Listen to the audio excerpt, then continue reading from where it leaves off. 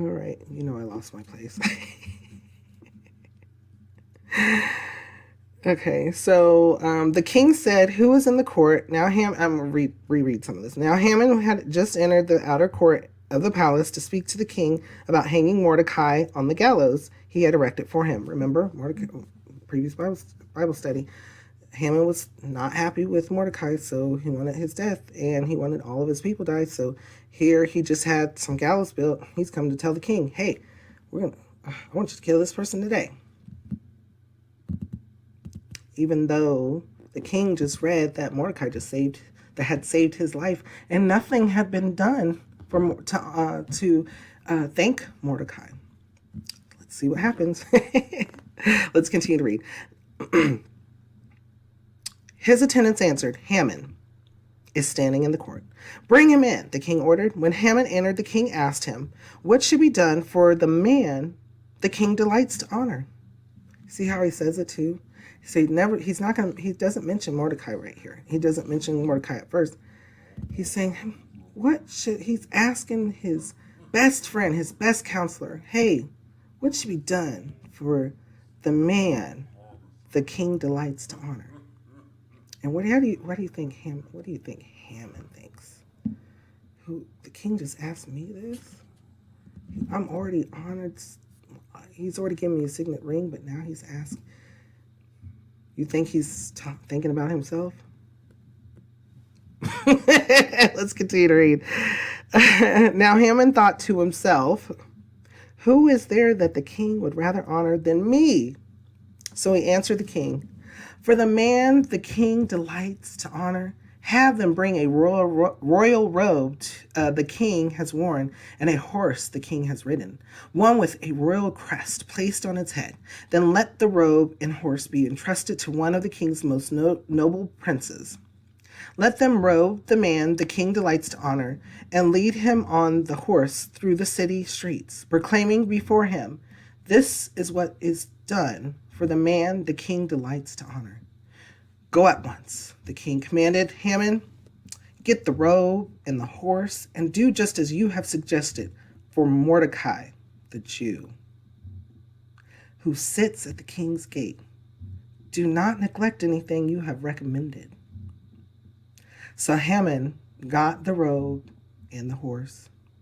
He robed Mordecai and led him on horseback through the city streets, proclaiming before him, "This is what is done for the man the king delights to honor."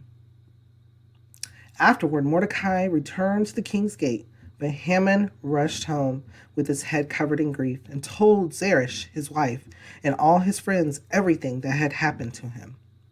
His advisors and his wife Zeresh said to him, "Since Mordecai, before whom your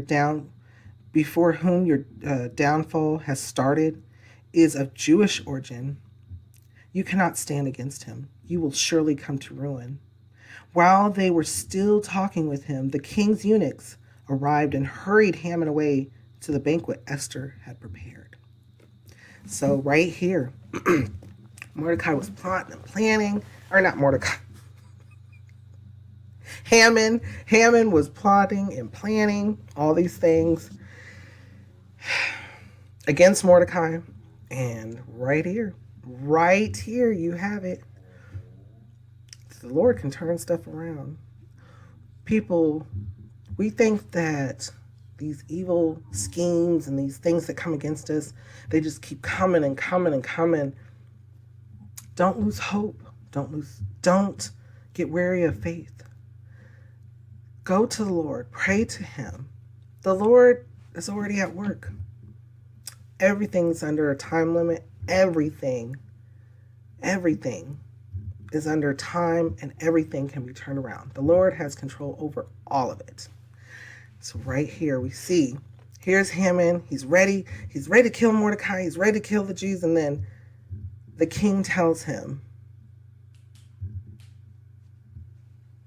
"Go do what you just said about honoring someone to Mordecai." So Haman think about how he feels too. He rushed home in grief.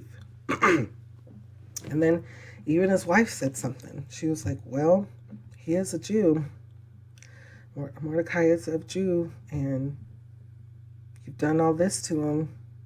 Even though she was part of the reason why he decided to kill them all. Remember, she was part of his council telling him, yeah, go have the gallows built. Yeah, go do the.